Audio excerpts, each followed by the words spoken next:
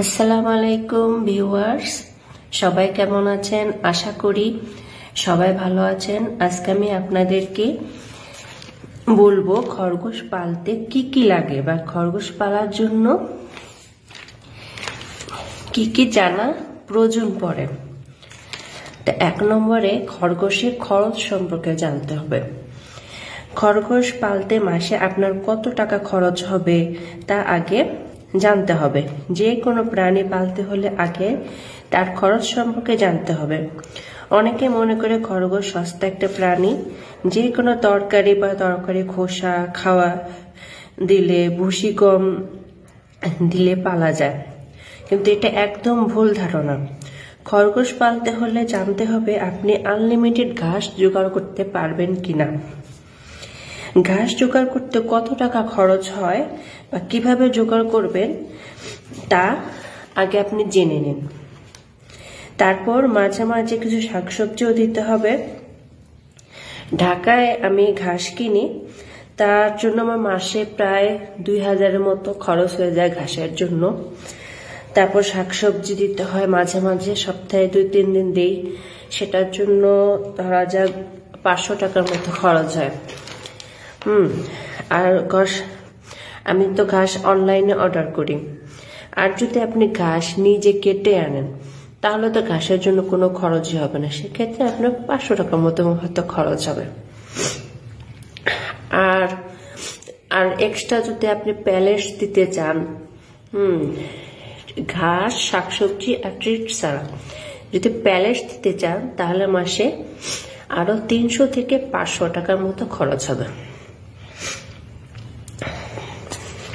তা এই খরচ আপনি জেনে তারপর খরগোশ কিনবেন, যে আপনি একটা খরগোশ পালতে এত টাকা খরচ করতে পারবেন কিনা, বা নিজে নিজে আপনি ঘাস কেটে খাওয়াতে পারবেন কিনা।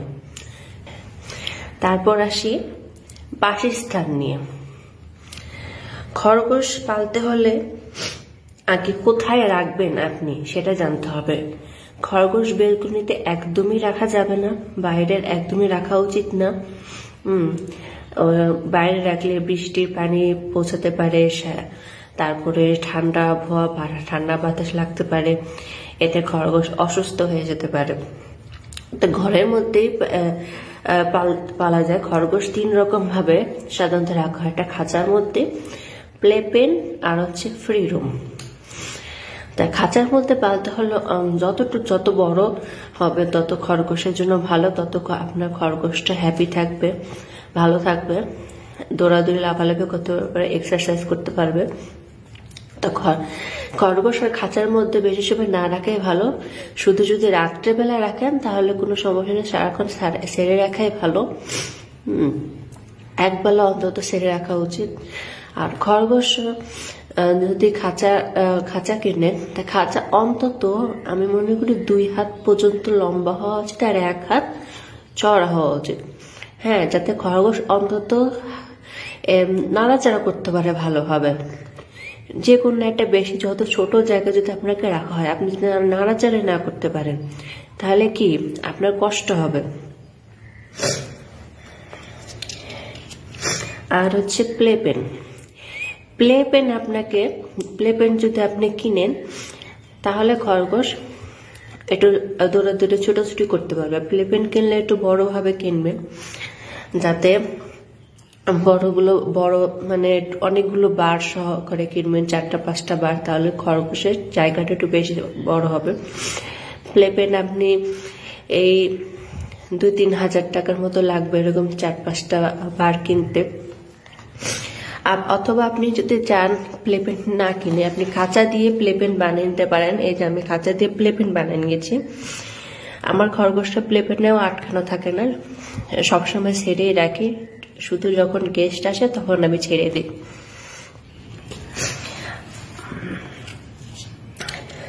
আর যদি প্লে পেন কিনেন তাহলে এটা লিটার বক্স দরকার পড়বে পটি করার জন্য। আর একটা কথা আসি, সেটা হচ্ছে ফ্রি রোম বানি বলতে ঘরে একদম ছেড়ে পালন। সেভাবে পালতে হলে আপনাকে ঘরটাকে রেবিট প্রুফ করতে হবে, একটা রুমে ছেড়ে পালেন বা পুরো ঘরে ছেড়ে পালেন, কোনো সমস্যা নেই। তো সেভাবে পালতে পারেন, কোনো প্রবলেম নেই। তা যাই হোক, যদি ফ্রিডম ভাবে পালেন, হ্যাঁ, তাহলে সে রেবিট প্রুফ করতে পারে। রেবিট প্রুফ কিভাবে করতে হয় সেটা নিয়ে আমি আলাদা একটা ভিডিও দিব ইনশাআল্লাহ। আর লাস্ট একটা পয়েন্ট হচ্ছে, আপনাকে খরগোশ পালার জন্য আপনার খরগোশের জন্য আলাদা একটা নেল কাটার আর একটা চিরুনি কিনতে হবে। এই যে দেখুন, এই যে এটা হচ্ছে খরগোশের নেল কাটার।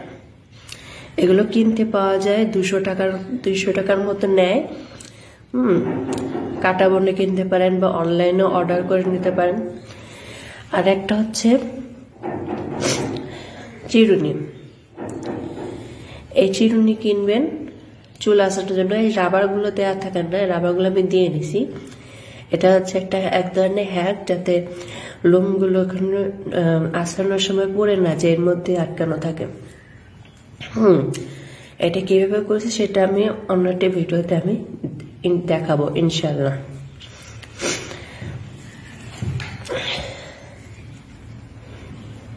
আরেকটি বিষয়ে আমি বলবো, আমার বলতে খেয়াল নেই, সেটি হচ্ছে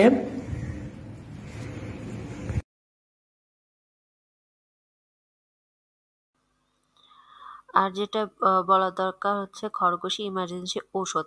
এটা আপনি একটা গ্রুপ থেকে, ভালো গ্রুপ, ব্রিডারদের গ্রুপ হবে না, একটা ভালো গ্রুপ অ্যাড হবেন, সেখান থেকে আপনারা ইমার্জেন্সি ওষুধগুলো জেনে নেবেন, আর সে অনুযায়ী তাদের কাছ থেকে ইমার্জেন্সি ওষুধ নিয়ে হেল্প নেবেন। ঠিক আছে? তা ভিডিওটি যদি ভালো লাগে তাহলে একটা লাইক দিতে ভুলবেন না। সবাই আমার জন্য দোয়া করবেন। আসসালামু আলাইকুম।